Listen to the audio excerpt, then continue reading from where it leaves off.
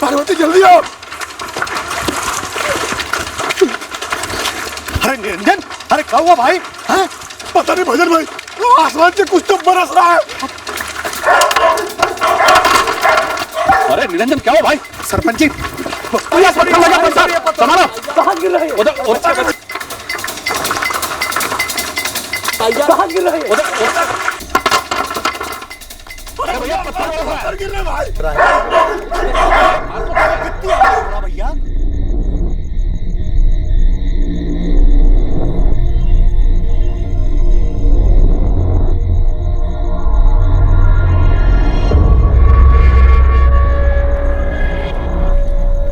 लगता बरसना बंद हो गया। क्या करें सरपंच जी? हमारी तो कुछ समझ में नहीं आ रहा निरंजन, ये था क्या?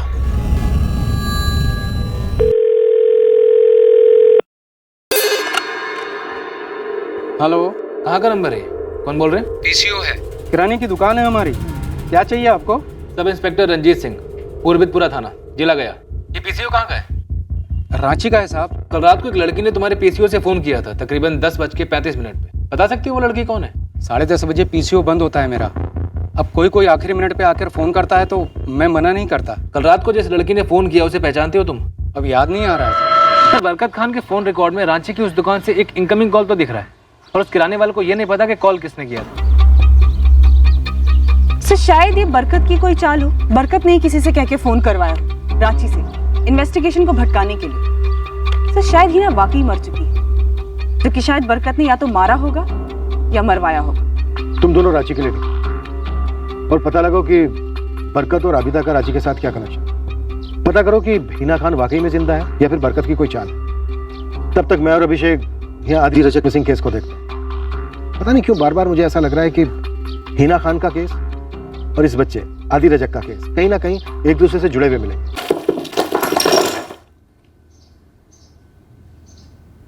ये पत्थर टपके आसमान से? टपके नहीं साहब, बरसे। सिर्फ आप ही की छत पे बरसे, आसमान से, और किसी की नहीं। अब हम क्या बताएं सर, क्यों बरसे, कैसे बरसे? बस इतना बता सकते हैं साहब कि धड़ धड़ धड़ धड़ धड़ धड़ ऐसा आवाज हुआ था। आवाज बहुत दूर तक सुनाई दे रही थी साहब। हम तो दौड़े दौड़े घर के बाहर आ गए साहब। ऐसा लगा जैसे कोई बड़का तूफान या भूचाल आ गया हो। चंदर बाबू बेटा, पार्वती जल्दी आओ। अरे निरंजन, अरे क्या हुआ भाई? हाँ? पता नहीं भजन भाई, आसमान से कुछ तो बरस रहा है। अरे निरंजन क्या हुआ भाई? सरपंच जी पत्थर लगा, पत्थर संभालो। कहाँ गिर रहे हैं? उधर कहाँ गिर रहे हैं? अरे भैया पत्थर गिर रहे भाई। भैया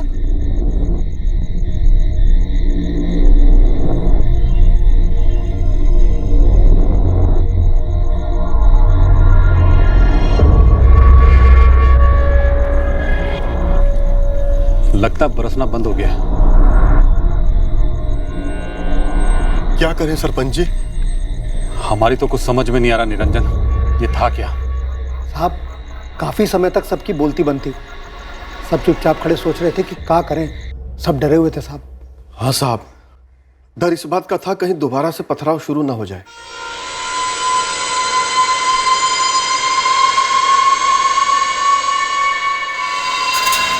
लगता है कोई तारा या कोई धूमकेतु टूट के गिरा। सरपंच जी, किसी को ऊपर छत पे चढ़ाकर देखना चाहिए। चंदर, प्रकाश, छोड़ो तुम लोग छोड़ो। अरे सोच क्या रहे हो? हम लोग हैं इधर, आओ चलो चलो। सीढ़ी मंगवाओ भाई।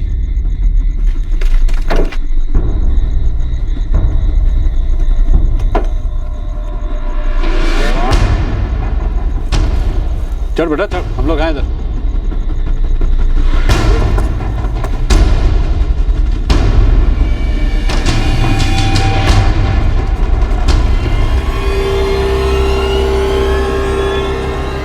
चला गया है। प्रकाश, प्रकाश कहाँ गया? दिखाई नहीं दे रहा। ए प्रकाश, प्रकाश, प्रकाश बेटा, अरे सब ठीक तो है ना ऊपर? आवाज कहाँ नहीं दिखाई नहीं दे रहा यार।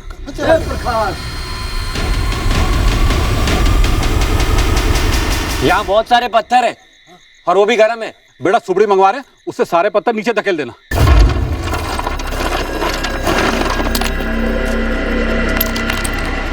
साहब यही है वो आसमानी पत्थर। शुक्र है साहब छत टूटकर नीचे नहीं गिरा। और आप लोगों ने इस आसमानी पथराव को उस बच्चे आदि के घर से गायब होने से जोड़ दिया?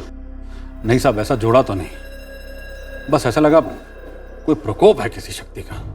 अरे क्या बताएं साहब, इतना तेज आवाज हुआ कि हमें अंदर तो सुनाई दिया। हम सब घबरा गए और फिर देखने के लिए बाहर गए कि हुआ क्या है। साहब हमारा आदि के पापा सब बाहर के कमरे में सोए थे, उर्मिला भी वही थी।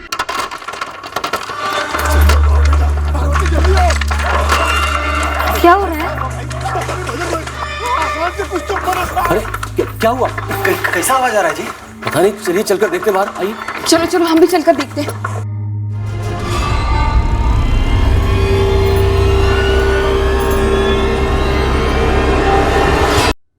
साहब हमें लगा उर्मिला आदि के साथ है, तो हम भी निकल गए बाहर देखने के लिए। साहब हमारा आदि तो घरे में सो रहा था। और साहब जब सब शोर शराबा शांत हो गया, पत्थर उत्थर इकट्ठा हो गया सब, उसके बाद जब हम घर लौटे तो आदि घर पे नहीं था। हमको तो कुछ समझ में ही नहीं आ रहा है, ये हो क्या रहा है? हाँ ऐसे कैसे अचानक?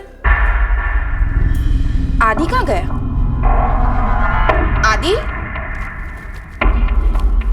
आदि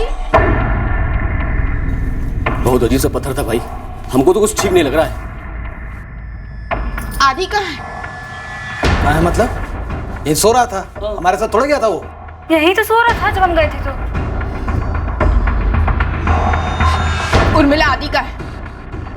हमको नहीं मालूम, हम बाहर गए तो यहीं पर तो सोया हुआ था। आदि आदि आदि आदि आदि बेटा, आदि आदि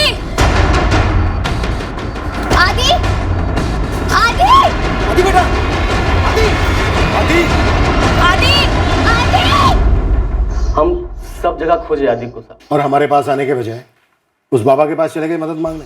साहब नहीं साहब, हम आने ही वाले थे आपके पास, लेकिन साहब हम सब इतना चौंक गए थे, इतना घबरा गए थे वो आसमानी पत्थर की बारिश से कि साहब हमको कुछ सूझा ही नहीं।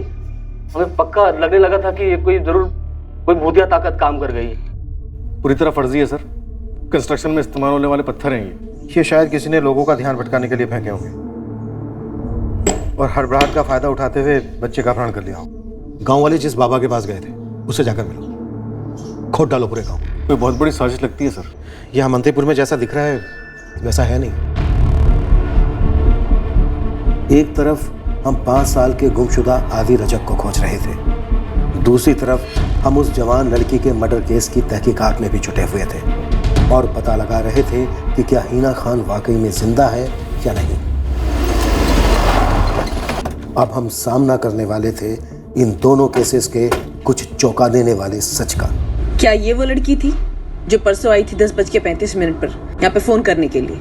अब उस रात यही आई थी या नहीं ये हम पक्का बोल नहीं सकते मैडम, लेकिन इतना ज़रूर कहेंगे कि ये लड़की पहले कुछ दफ़ा आई है हमारी दुकान पर।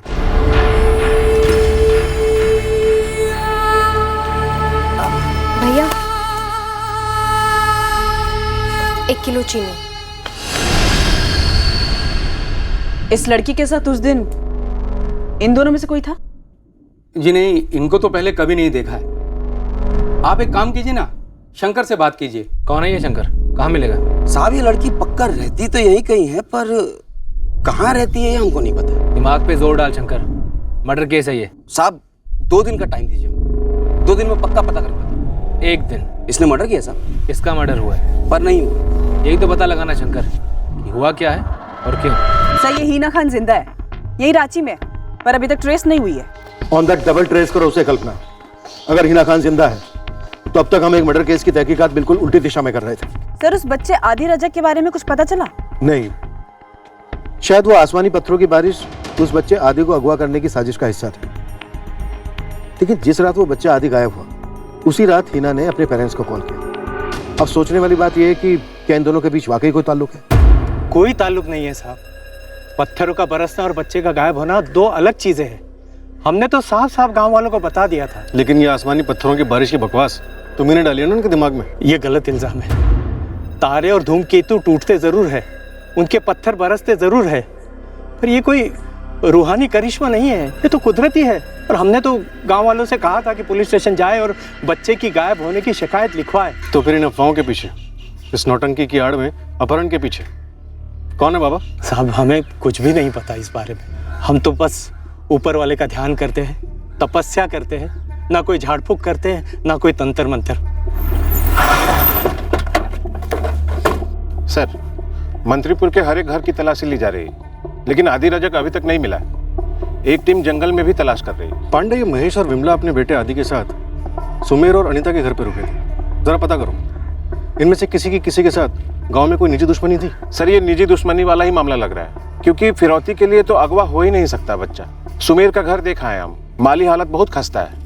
आदि के माँ बाप भी उसी तबके के हैं, किसी को उनसे फिरौती में मिलेगा क्या? तो फिर ऐसी क्या दुश्मनी थी जो 5 साल के बच्चे को अगवा कर लिया?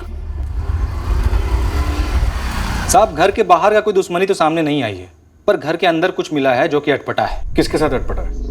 विमला के भाई सुमेर और उसकी पत्नी अनीता के साथ, या बहन उर्मिला के साथ? साहब, दोनों के साथ। ये सुमेर और उसकी बीवी अनीता का अपना कोई बच्चा नहीं है। बच्चे की काफी कोशिशें की, पर अभी तक नाकाम रहे। तो इन्होंने जलन की वजह से बच्चे आदि को गायब कर दिया। हो सकता है ना साहब। उर्मिला के साथ क्या अटपटा? साहब, ये उर्मिला छुप छुप कर वरुण से मिलती है। अनीता का भाई वरुण परदेसी कुंभलगढ़ का रहने वाला है। ये आदि, महेश और विमला सब वहीं के हैं। शिव वरुण उस रात मंत्रीपुर गांव में ही था? अब साहब ये तो नहीं पता, पर जिस रात आसमानी पत्थर की बारिश हुई थी, उस रात सुमेर के घर से सबसे आखिर में उर्मिला ही निकली थी। आदि के माँ बाप सुमेर, अनीता और उर्मिला, इनका कोई कनेक्शन है हिना खान के साथ? हम हर मुमकिन एंगल से खोजने की कोशिश किए हैं, मगर कहीं से भी हिना खान का नाम सामने नहीं आ रहा है। अभिषेक, सुमेर, अनीता, उर्मिला, इनको लाइन अप करो। ये आसमानी पत्थरों की बारिश ध्यान भटकाने का एक पैंतरा था, ये तो पक्का है। कोई भी तारा या धूमकेतु कंस्ट्रक्शन के पत्थरों का नहीं बना होता। साहब, ये हिना खान का एड्रेस मिल गया है, किसी आशीष पांडे के साथ रहती है। एड्रेस नोट कीजिए।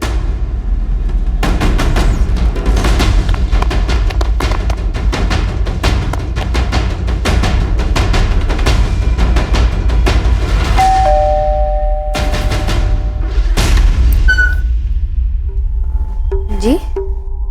हिना खान, मुबारक हो, तुम जिंदा हो। जी? हम कुछ समझे नहीं। समझे तो हम भी नहीं है हिना। तुम यहाँ रांची में जिंदा हो, तो हमें वहां वो लाश किसकी मिली है? ये क्या बकवास किए जा रहे हो आप लोग? कौन हो तुम? आशीष पांडे हो ना?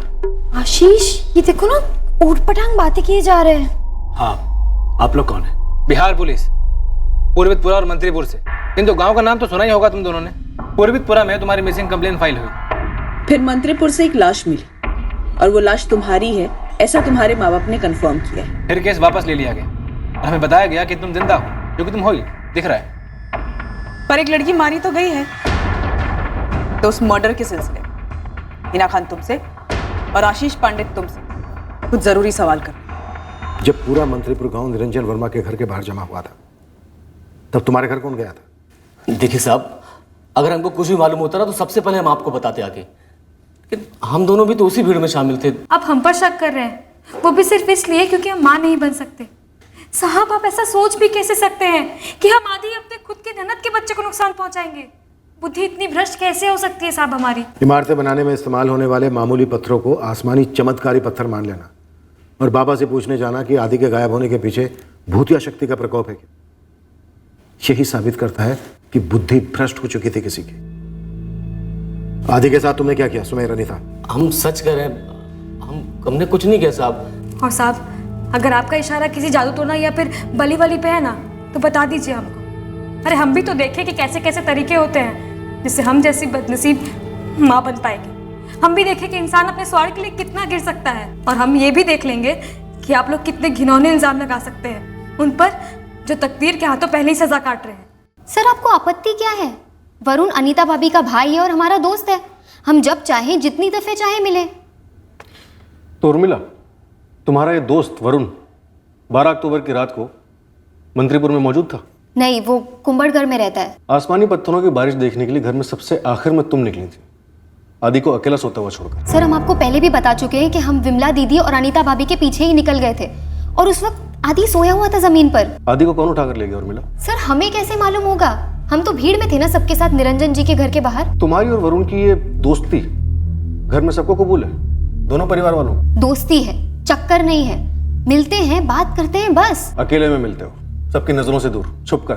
तो क्या सर, कितनी बार बताएं आपको कि दोस्त है और अकेले में मिलते हैं, छुप कर नहीं। लेकिन कुछ तो छुपाया जा रहा है उर्मिला, क्या परिवार में आपसी अनबन है? सर हम नहीं जानते क्या छुपाया जा रहा है और हमारे परिवार में कोई आपसी अनबन नहीं है। तो फिर 5 साल के आदि को कौन उठा कर ले गया उर्मिला?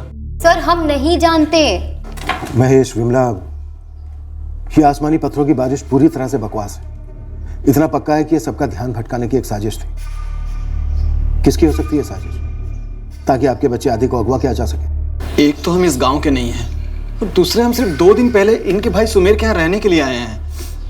और साहब हम लोग बहुत गरीब, हमारे पास कुछ भी नहीं है किसी को देने के लिए आदि के बदले में। बच्चे सिर्फ पैसों के लिए ही अगवा नहीं किए जाते, आपसी रंजिश भी होती है। विमला, आपके और आपकी भाभी अनीता के बीच कैसे रिश्ते हैं? अच्छे हैं साहब, हम सब चाहते हैं अनीता भाभी को जल्द से जल्द बच्चा हो। आपके और आपकी बहन उर्मिला के बीच कोई अनबन? नहीं साहब, छोटी बहन है हमारी, हम चाहते हैं अच्छा सा लड़का देखकर उसकी शादी करवा दें। जैसे कि आपकी भाभी अनीता का भाई वरुण।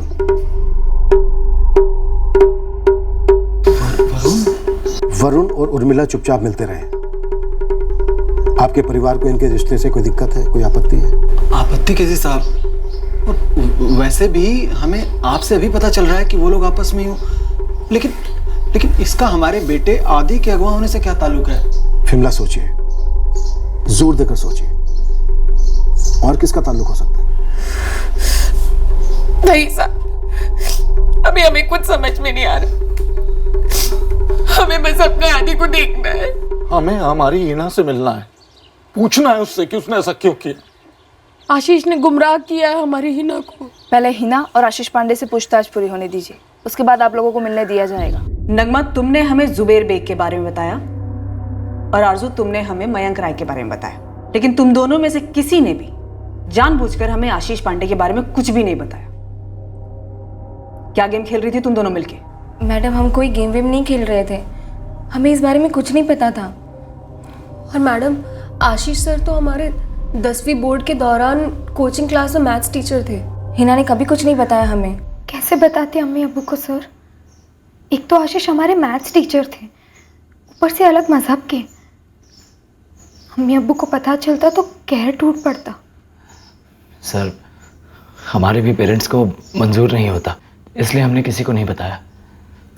और सर हम दोनों ने कोई गुनाह नहीं किया है, हम वेट कर रहे थे हिना के बालिग होने का और हमें रांची में एक ढंग का जॉब मिलने का। जब दोनों हो गया तो हमने स्पेशल मैरिज एक्ट के तहत शादी कर ली।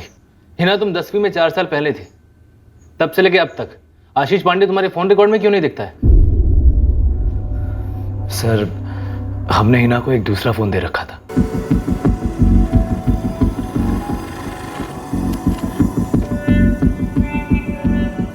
ये फोन लो, हमेशा सिर्फ इसी फोन से कॉल करना ही ना, हम भी तुम्हें सिर्फ इसी नंबर पर कॉल करेंगे, सबसे छुपाकर, और फोन हमेशा साइलेंट मोड पर रखना, ओके? हमारा फिक्स टाइम होता था बात करने का। हम कभी भी किसी के पीछे या किसी के सामने जाकर बात नहीं करते थे, बस फोन पर बात करते थे। और सर हमें नहीं पता था कि हमारे घर से भाग जाने के बाद पीछे ये सब कुछ हो रखा है, मर्डर बॉडी वगैरह। सर हम रोज हिना से कहते हैं कि पब्लिक फोन से जाकर अपने अम्मी और अब्बू से बात करें, उन्हें बताएं कि तुम ठीक हो। रोज सोचते कि बता दे, पर डर लगता था। फिर उस रात हमने हिम्मत कर ही दी। बस सेफ्टी को ध्यान में रखते हुए हमने पीसीओ से फोन करने के लिए कहा था। लव स्टोरी तो बड़ी दिलचस्प है तुम्हारी, लेकिन इस लव स्टोरी में एक मर्डर मिस्ट्री भी जुड़ चुकी है।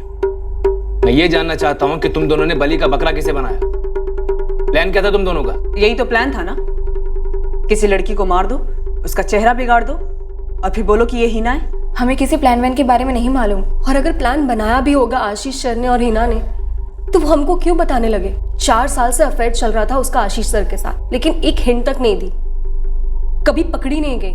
तो आपको लगता है कि वो हमें मर्डर का प्लान बताएगी? सर हम मैथ्स में पोस्ट ग्रेजुएट हैं, पिछले 2 सालों से एक डिसेंट जॉब कर रहे हैं रांची में, आज तक एक सिग्नल भी नहीं तोड़ा है हमने। किसी का खून क्या करेंगे? सवाल मैंने तुमसे पूछा था हिना, कौन लड़की थी वो? इसके मौत के जरिए तुम एक नई जिंदगी की शुरुआत करने निकली थी। क्या प्लान था तुम्हारा? किसी को मारने वारने का प्लान नहीं था सर। प्लान सिर्फ इतना था कि 7 सितंबर हम रोज की तरह कॉलेज के लिए निकलेंगे, पर हाईवे की तरफ जाएंगे जहां आशीष हमारे लिए वेट कर रहा होगा, जो वो कर रहा था, और हम दोनों निकले रांची के लिए। और उसके बाद तुम आशीष 2 दिन बाद मंत्रीपुर गए और लाश को खेत की मेड़ के नीचे दफनाकर निकल लिए। प्लीज सर प्लीज, हम मंत्रीपुर कभी गए नहीं। सिर्फ 7 तारीख को पुरबितपुरा हाईवे पर गए थे, उसके बाद यहाँ कभी वापस लौटे ही नहीं। और सर, आप ऐसा सोच भी कैसे सकते हैं कि हम किसी का खून करेंगे और उस लाश को दफनाकर चले जाएंगे? सर, सर्च टीम ने गांव के बाहर की झुग्गियां भी छानी और जंगल का इलाका भी। हाईवे से जो लगी हुई दुकानें हैं वो? सर, किसी ने भी 12 अक्टूबर की रात में या 13 की सुबह गांव के किसी भी बच्चे को बाहर ले जाते किसी ने नहीं देखा।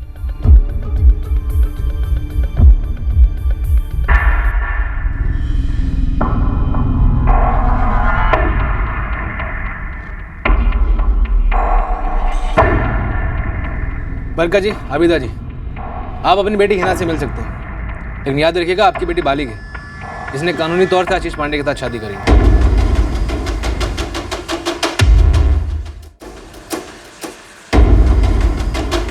जाहिर है डीएनए रिपोर्ट मैच नहीं हो रही है। सर शायद यहाँ पे कुछ बहुत ही गंदा गेम खेला जा रहा है।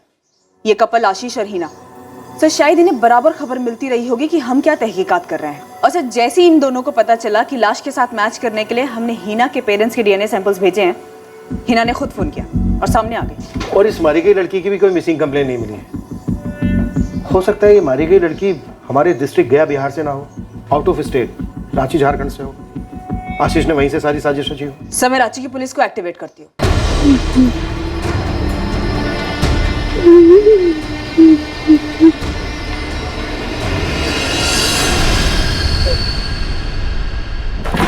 सर, आदि के लिए कुंभरगढ़ को भी स्कैन किया, वहां पे भी नहीं मिला। सर किसी भयंकर साजिश की बू आ रही है। किसी नरबली वाले पाखंडी बाबा या फकीर का इन्वॉल्वमेंट हो सकता है। कईयों से पूछताछ की सर, खबरियों ने तांत्रिक बाबाओं की टोलियों में भी झांका, कुछ नहीं हाथ लगा। अभिषेक, मुझे लग रहा है इस लड़की का मर्डर और अदी रजक का गायब होना, ये दोनों केसेस किसी तरह से जुड़े हुए हैं, लेकिन कनेक्शन पकड़ में नहीं आ रहे। सर अभी तक हिना की फैमिली और आदि की फैमिली में कोई भी कनेक्शन नहीं बैठ रहा है। आदि की मौसी उर्मिला के फोन रिकॉर्ड्स निकलवाओ, जितने महीनों के निकलवा सकते हो निकलवाओ।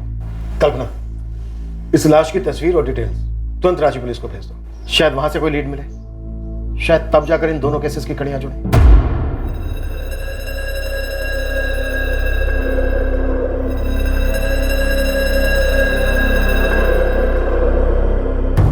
उर्मिला, सच सच बोल, क्या हमसे कोई गलती हुई है? दीदी आप कैसी बातें कर रही हैं? आप आदि को लेकर हम पर शक कर रही हैं? पहली बात, ऐसा कोई मसला नहीं है, और अगर होता भी तो ऐसा कुछ करते। वरुण के साथ क्या चल रहा है तेरा? अभी कुछ नहीं चल रहा है वरुण के साथ। आपका भाई है इसीलिए कभी मिल लेते हैं, 2 बातें हो जाती है। आप लोग समझ क्यों नहीं पा रहे हो? पुलिस वाले कान भर रहे हैं आप लोगों के। झूठ बोल रही है तू, और हमेशा से झूठ ही बोलती आ रही है। हर चीज को लेकर तूने झूठ बोला उर्मिला। दीदी यकीन कीजिए, हमारा ये झूठ नहीं है। हमने कभी झूठ नहीं बोला है, किसी बात को लेकर झूठ नहीं बोला है। एक अतीत का साया मंडराना शुरू हो गया था, पर इस केस से जुड़े लोगों के जहन में ये अतीत अभी तक खनका नहीं था। आदि के गायब होने का केस हमें इस कत्ल कर दी गई लड़की की असलियत तक ले जाने वाला था, पर उसके पहले हमें उस मंडराते अतीत का सामना करना था जिसने वर्तमान में एक और भयंकर निशान छोड़ दिया था।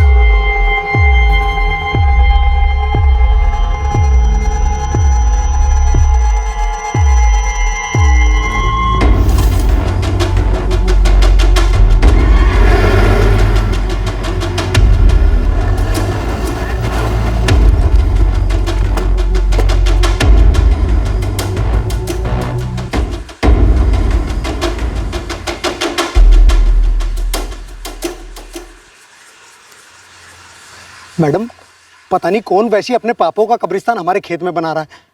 ये हो क्या रहा है?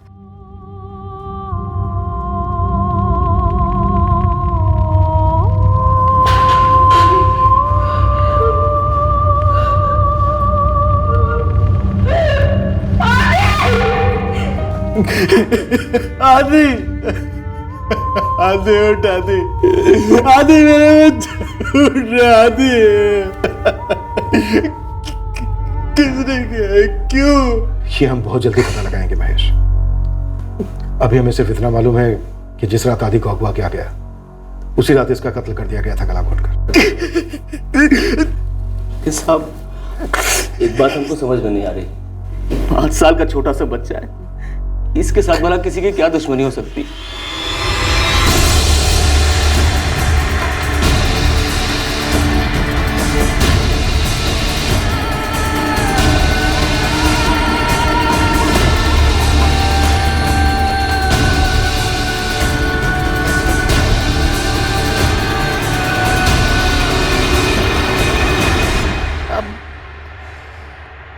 तकदीर का लिखा समझकर भुला देते हैं जी। बिरादरी में सबके सामने हमारी गर्दन झुका दी, ये बुला दे। हमारी बेटी घर से भाग के हमारा दिल दुखाती, ये बुला दे।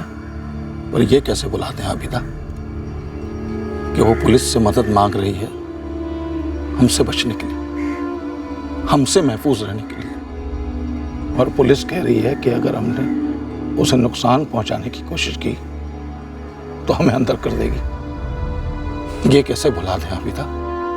खून सींच सींच के उसे पाला, बड़ा किया, और आज हमें उसकी जान के दुश्मन हो गए।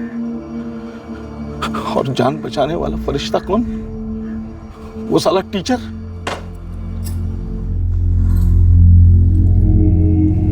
आशीष, एक बात पूछूं? सच बताओ आशीष, कहीं तुम तो ऐसा मत सोचो। क्या तुम्हें लगता है कि हम इतना गिर सकते हैं? तुम हम पर शक कर रही हो ना कि हमने उस लड़की को मारा है? तुम हमें बिल्कुल भी नहीं जानती क्या? आशीष, पुलिस हमें प्रोटेक्शन तो दे रही है, लेकिन हम पर शक भी तो कर रही है ना। तो क्या तुम भी हम पर शक करोगी? क्या तुम्हारे सामने भी हमें दलील करनी पड़ेगी कि हम नहीं जानते कि उस लड़की को किसने मारा है? हिना प्लीज, हमारा इस मर्डर से कोई ताल्लुक नहीं है। अब तो हमें भी लग रहा है ये आसमानी पत्थर वाला मामला फर्जी था। हाँ, लेकिन एक 5 साल के बच्चे ने किसी का क्या बिगाड़ा होगा? और आदि के माँ बाप तो हमारे गांव से भी नहीं है। सब दोनों लाशों को हमारे खेत में दाब दिया। ये बात हमें भी खटक रही है भजन तिवारी। साहब, हमको तो लगता है कोई हमें बदनाम करने की कोशिश कर रहा है, हमसे बदला लेना चाहता। किसके साथ है तुम्हारी ऐसी दुश्मनी, वो भी इतनी गहरी? नहीं साहब, हमारी किसी से कोई दुश्मनी नहीं है, हम सच कह रहे हैं। पर हाँ, हमें लगता है कि कोई हमसे जलता है ना, तो वो है ये जीवन राम। इसकी जमीन पे तो कुछ उगता नहीं है और हमारे खेत में होती है अच्छी खासी फसल। हमको तो लगता है कि सब कुछ करा धरा इस जीवन राम का ही है। हाँ हाँ,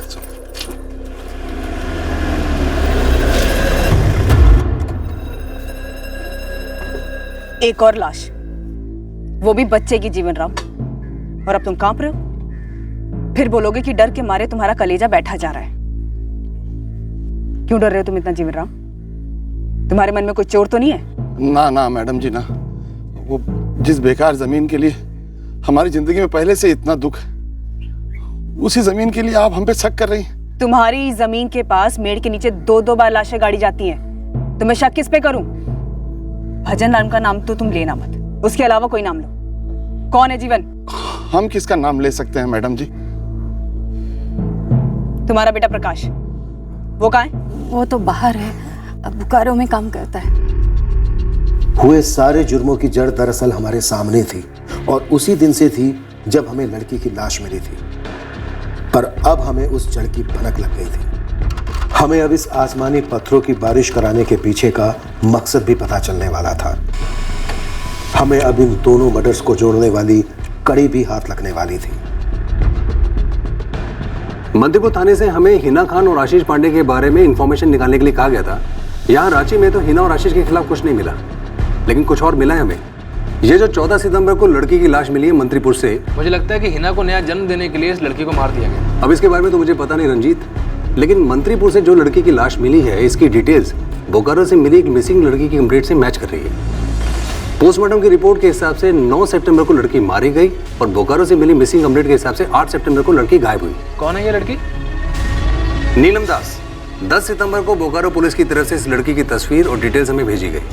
हाँ रघुवीर, इस लाश की फोटो और डिटेल्स जो तुमने भेजी हैं ये नीलम दास के साथ मैच कर रही हैं। नीलम दास के फादर मंगल दास ने भी लाश की फोटो देखी और उनका भी यही कहना है कि ये उनकी बेटी नीलम ही है। हालांकि लाश का चेहरा बिगाड़ा गया है, लेकिन लड़की के पिता ने कपड़ों से पहचान कर ली। उनका कहना है कि जब नीलम आखिरी बार घर से निकली थी तो उसने यही कपड़े पहने थे।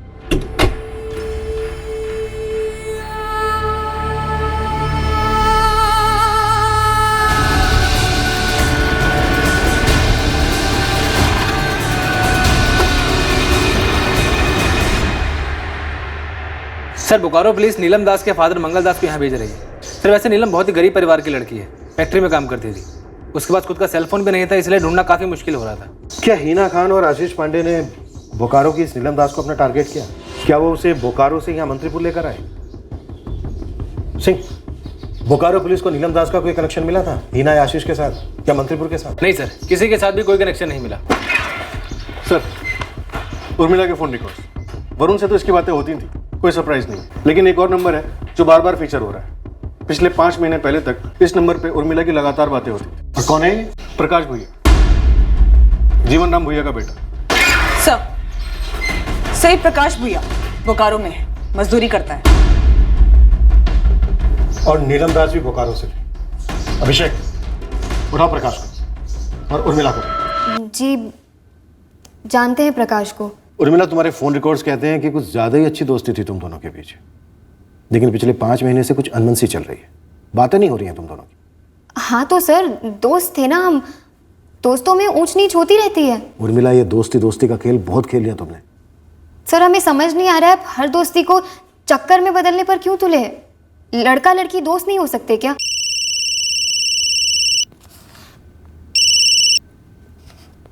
हाँ कल्पना, बोलो। शायद कातिल प्रकाश भुइया ही है। हमें पता चला है कि उर्मिला और प्रकाश, इन दोनों का तगड़ा अफेयर था। और यहाँ उर्मिला अभी भी दोस्ती की बीन बजाई जा रही है। झूठ बोल रही है सर। यहाँ उर्मिला की बहन विमला खुद बोल चुकी है कि उसने उर्मिला और प्रकाश भुइया इन दोनों को रंगे हाथों पकड़ा था। प्रकाश भुइया? विमला जी, मंत्रीपुर के ही जीवन राम भुइया का बेटा है ये। और हमें शक है कि इस सब में उसी का हाथ है। लेकिन प्रकाश का तो उर्मिला के साथ सब कुछ खत्म हो गया था मैडम। मतलब कुछ था? वो प्रकाश उर्मिला के पीछे पड़ा था और इत्तेफाक से विमला दीदी उस दिन घर आई हुई थी।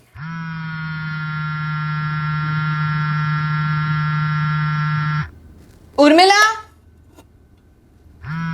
उर्मिला, तेरा फोन बज रहा है। हेलो, सुनो ना जानू, बड़ा मन हो रहा है आज, मिले क्या? और खाली हाथ नहीं, तुम्हारे लिए कुछ लाए भी हैं। कौन बोल रहा है? प्रकाश। कौन प्रकाश? प्रकाश भुइया।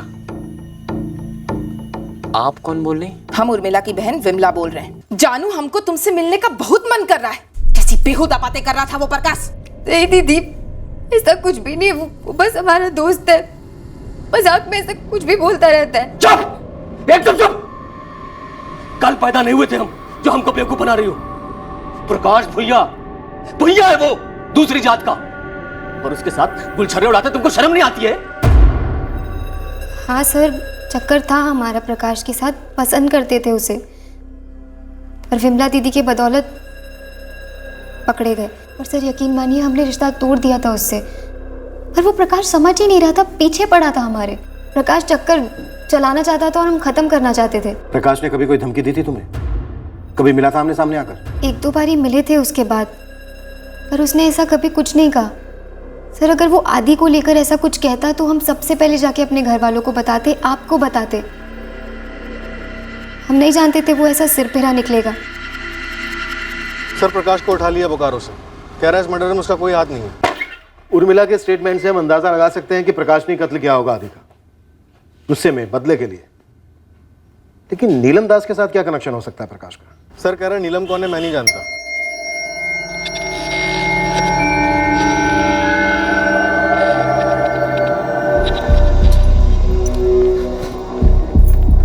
हमें क्या मालूम था कि तुम अपना फोन विमला दीदी को दे बैठोगे? तुम्हें पता भी है कितनी मार खाए हम तुम्हारी वजह से?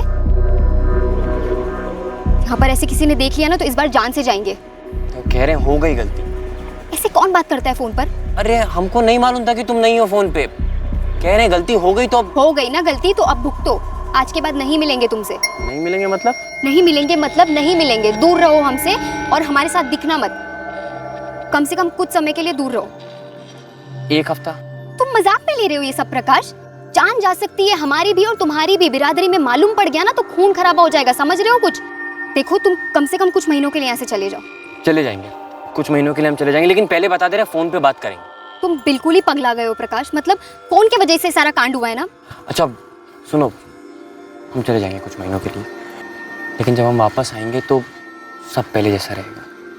मतलब हम मिलेंगे। देखो तुम आओगे तब का तब देखेंगे, फिलहाल हम कुछ कह नहीं सकते, हमें जाना है। अरे पर हमारे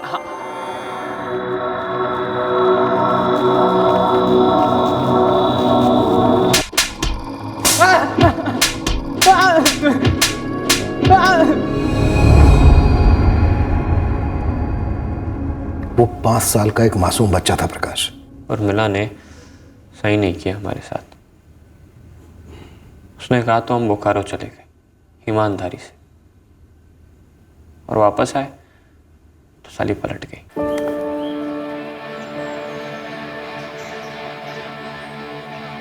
उर्मिला पूरे 3 महीने नहीं मिले तुमसे, 3 महीने, और जैसा हम गए थे एक भी फोन नहीं किया। वो सब ठीक है, मगर अब इससे आगे हम दोनों के बीच और कुछ नहीं हो सकता, समझे?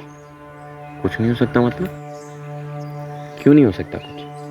देखो पहले तो ना ये सब करना छोड़ दो तुम, क्योंकि हमारे घर में जो गुस्से और शक का माहौल है ना वो अभी भी बना हुआ है तुम्हारी वजह से। दोबारा किसी ने देख लिया ना तुम्हारे साथ तो मारे जाएंगे हम, और मरना नहीं चाहते इतना जल्दी, इसीलिए बता रहे सब खत्म। सुनो, हमको ना गोल गप्पे खाने बराबर मत समझो कि भैया सूखी पूरी दे दो और निकल लो।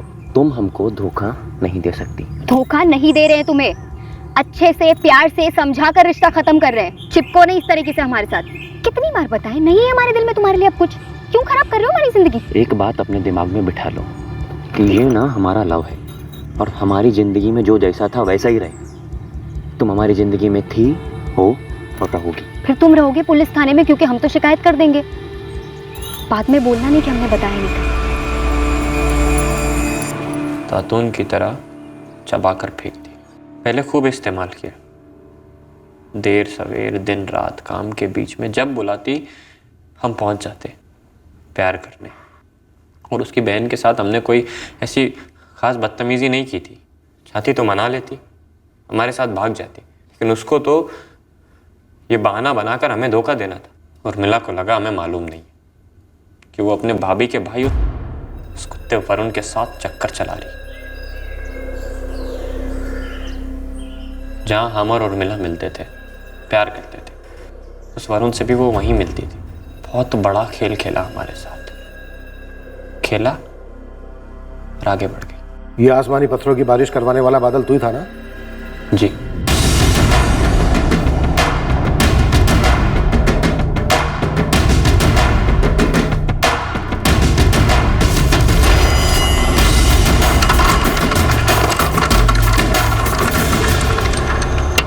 हमें लगा कि हम पत्थर बरसाकर सबको एक तरफ इकट्ठा कर देंगे और फिर सुमेर के घर में घुसकर उर्मिला को मार देंगे।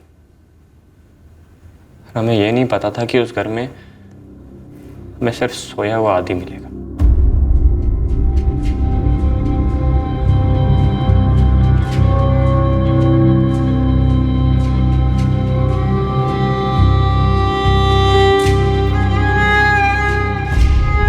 हमने सोचा हम घर में घुसकर इंतजार करेंगे और जैसे ही उर्मिला लौटेगी टूट पड़ेंगे उस पर, मार डालेंगे साली को। तभी हमने उसके भांजे को देखा। तब हमें लगा कि उर्मिला हमसे दूर क्यों हुई। उर्मिला दीदी के कारण। हम दोनों को दुख कैसे दे सकते हैं आदि को मार के? तो हमने तुरंत मार दिया। पर तू तो छत पर भी चढ़ा था पत्थर नीचे लाने के लिए। तो आदि को मारने के बाद उसकी लाश कहाँ छुपाई तूने? अपने घर के पीछे। उसके बाद हम वापस लौट आए, रंजन के घर के बाहर भीड़ में शामिल हुए ताकि कोई हम पर शक ना करे। लाश तूने दफनाई कब? सबको लगा कि पत्थर बरसने के कारण बच्चा गायब। हमारे लिए तो अच्छा था। हमने सबके घर लौटने का इंतज़ार किया और फिर सुबह सूरज निकलने से पहले आदि की लाश को भजन की मेड़ के नीचे दफना दिया। वहीं जहां तूने नीलम दास को दफनाया था।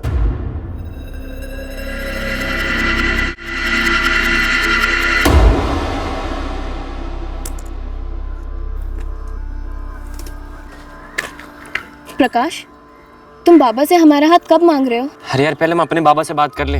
प्रकाश, तुम 2 महीने से अपने बाबा से बात करने की बात कर रहे हो, लेकिन बात नहीं कर रहे हो। देखो, ऐसे तुम हमारा दिमाग खराब मत करो।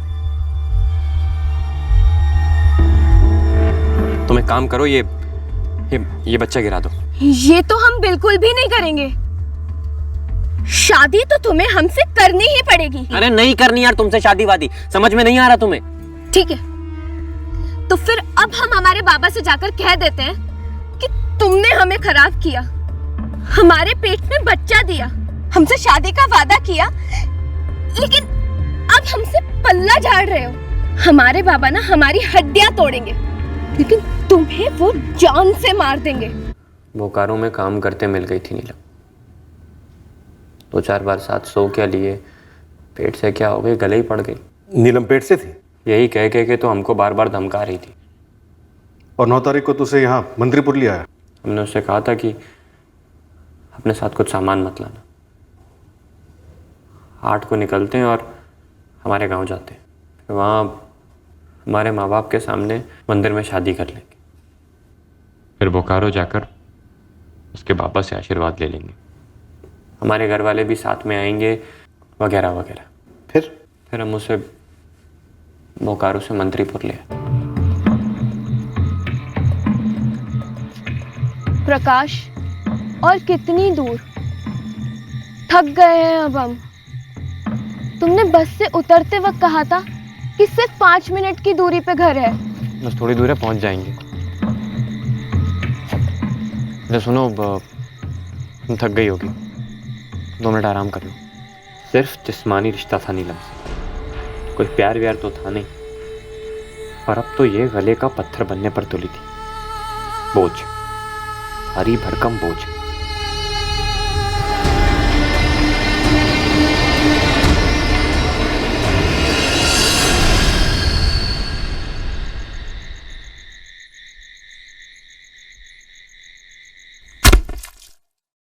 उर्मिला ने तुझे छोड़ दिया, इसलिए तू उसे मारना चाहता था और मार दिया उसके भांजे को। नीलम तुझे छोड़ना नहीं चाह रही थी, इसलिए तूने उसे मार दिया। वाह, चित्त भी तेरी और पट भी तेरी। उर्मिला सच्चा प्यार था हमारा। नीलम भी शायद तुझसे उतना ही प्यार करती थी, बहुत ज्यादा प्यार। और नीलम कोई पेट से नहीं थी, पोस्टमार्टम रिपोर्ट में साफ साफ लिखा हुआ। अरे ऐसे कैसे पेट से नहीं थी? पेट पकड़ के चल रही थी, बोल रही थी कि हम दर्द हो रहा है, पेट से हूं। अगर पेट से नहीं होती तो हम उसको मारते भी नहीं। अब ना तेरी चित रही है और ना ही पट। अब तुझ पर कानून की धाराएं बरसेंगी और जमकर बरसेंगी। इस जुर्म की सारी कहानी सुनकर मंत्रीपुर खौफ में डूब गया। एक प्रेम कहानी इस हद तक कातिलाना मोड़ ले सकती है, इस पर पीड़ितों के परिवार यकीन ही नहीं कर पा रहे थे। एक बेटी इस तरह के रिश्ते में क्यों फंसी और मारी क्यों गई, ये एक बाप अब तक समझ नहीं पाया है। एक और बाप टूटा हुआ है जो अपनी बेटी की पसंद को कबूल ही नहीं कर पा रहा है। उसके फैसले को धोखा समझकर सुन बढ़ गया है। हीना और आशीष का मंत्रीपुर में हुए मर्डर्स के साथ किसी भी तरह का कोई ताल्लुक नहीं था।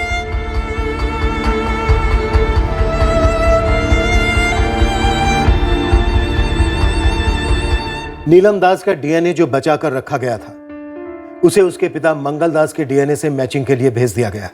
नीलम दास की अस्थियों को खोद कर निकाला गया और उसके पिता के हवाले कर दिया गया अंतिम संस्कार के लिए। हम इस बात को नकार नहीं सकते कि नीलम दास मर्डर केस में हमारा तीर काफी गलत लगा था, क्योंकि हम निशाना हीना खान मिसिंग केस पर साधे बैठे थे। हम इस बात को भी नहीं नकार सकते कि अगर हमने नीलम दास मर्डर केस टाइम पर हल कर लिया होता तो प्रकाश भुइया हमारी हिरासत में होता और मासूम आदि रजक को अपनी जान नहीं गंवानी पड़ती। धोखा होना, छोड़ दिया जाना, प्यार में बेवफाई, ये सारे मूल रूप से जज्बात हैं, इन जज्बाती घावों को बस थोड़ा वक्त देना होता है भरने के लिए, और इन्हें जज्बाती लेवल पर ही रखना होता है। उन जख्मों पर नमक मिर्च नींबू रगड़ने से वो जख्म नासूर बनकर तबाही बरसाते हैं, उन पर भी जो जख्मी हैं और उन पर भी जिनके प्रति वो भावनाएं महसूस की जाती हैं। फिर मिलेंगे अगले हफ्ते एक नए केस के साथ क्राइम पेट्रोल सतर्क में। जय हिंद।